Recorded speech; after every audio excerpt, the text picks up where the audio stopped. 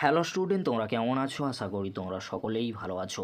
প্রতাপ academy coaching পরিবারে তোমাদেরকে সকলকেই স্বাগত জানাই।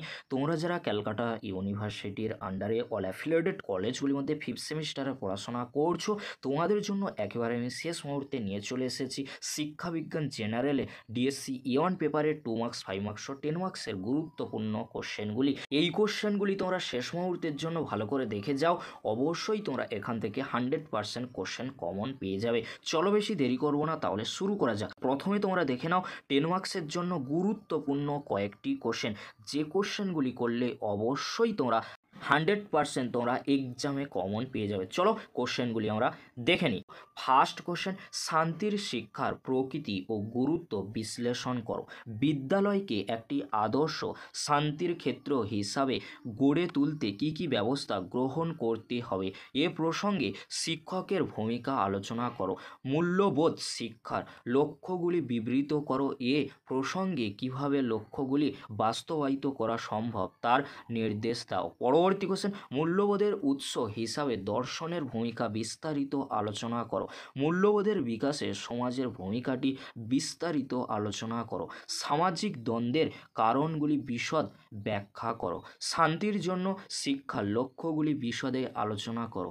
শান্তি শিক্ষা এবং মূল্যবোধ শিক্ষার মধ্যে পার্থক্য কী? NCFTE 2009 অনুযায়ী শান্তি শিক্ষার উদ্দেশ্যগুলি আলোচনা করো।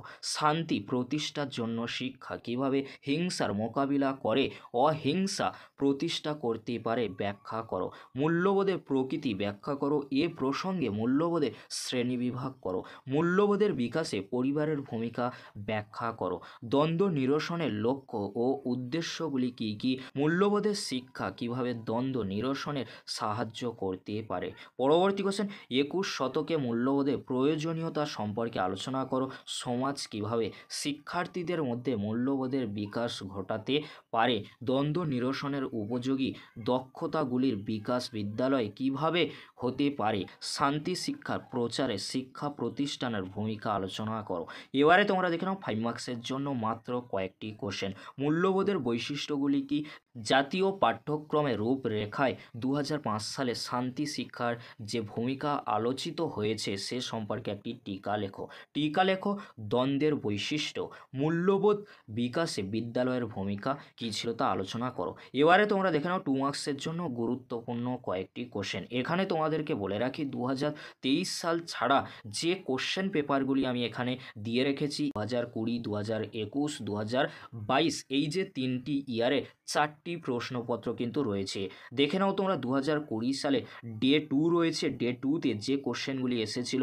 তারপরে তোমরা দেখে নাও 2020 সালে ডে 1-এ যে কোশ্চেনগুলি এসেছিল ডিএসসি E1 পেপারের জন্য 2 মার্কসের জন্য, সেই কোশ্চেনগুলি কিন্তু রয়েছে। এবারে তোমরা দেখে নাও 2021 সালে এডুকেশন জেনারেলে ডিএসসি E1 পেপারে প্রশ্নপত্রে 2 মার্কসের কোশ্চেনগুলি যেগুলি এসেছিল সেই কোশ্চেনগুলি তোমরা দেখে নাও। 2022 সালে ডিএসসি E1 পেপারে এডুকেশন জেনারেলে যে কোশ্চেনগুলি এসেছিল 2 মার্কসের জন্য কোশ্চেনগুলি তোমরা দেখে নাও। আর তোমাদের সুবিধার্থে 2023 সালে ডিএসসি E1 পেপারে প্রশ্নপত্রটিও আমি কিন্তু দিয়ে দিয়েছি, 2 মার্কসের কোশ্চেনগুলি তোমরা দেখে নাও। এবারে তোমাদেরকে বলে রাখি ডিএসসি E1 পেপারের জন্য কোন কোশ্চেনগুলি তোমরা 2 মার্কসের জন্য রেডি করে যাবে। 2 মার্কসের কোশ্চেন এখানে কিন্তু অনেক রয়েছে, তোমরা কিভাবে প্র্যাকটিস করবে তোমাদেরকে বলে রাখি। প্রিভিয়াস ইয়ারে 2020 সালে 2টি রয়েছে, 2021 সাল রয়েছে, 2022 সাল। এই যে 4টি প্রশ্নপত্র, এই 4টি প্রশ্নপত্রে যে 2 মার্কসের কোশ্চেনগুলি রয়েছে, এই কোশ্চেনগুলি তোমরা শেষ মুহূর্তে ভালো করে দেখে যাও। অবশ্যই তোমরা এখান থেকে 100% কিন্তু কমন পেয়ে যাবে, কারণ বিগত বছরগুলিতে কমন এসেছে প্রিভিয়াস ইয়ারের প্রশ্নপত্র থেকে। সেই জন্য তোমাদেরকে বলবো, আমি এই 4টি প্রশ্নপত্র তোমাদেরকে আমি দিলাম। 4টি প্রশ্নপত্রে যে কোশ্চেনগুলি 2 মার্কস আকারে এসেছিল প্রিভিয়াস ইয়ারে 2023 বাদে, কারণ 2023-এর কোশ্চেনগুলি আসবে না। 2023 সালে যে কোশ্চেনগুলি এসেছিল সেই কোশ্চেনগুলি তোমরা বাদ দিয়ে 4টি পেপার থেকে 2 মার্কসের কোশ্চেনগুলি রেডি করে নাও। অবশ্যই তোমরা এখান থেকে 100% কোশ্চেন কমন পেয়ে যাবে। আর তোমাদেরকে বলে রাখি 2 মার্কস, 5 মার্কস আর 10 মার্কসের যে কোশ্চেনগুলি আমি রেখেছি, এই কোশ্চেনগুলির উত্তর আমি কিছুক্ষণের মধ্যে আপলোড করে দেব। 2 মার্কসের কোশ্চেন তোমাদেরকে বলে রাখি, প্রিভিয়াস ইয়ারের যে কোশ্চেনগুলি এসেছিল তার এসএকিউ সমাধান অর্থাৎ 2 মার্কসের কোশ্চেন উইথ অ্যান্সারও আমি দিয়ে দেবো।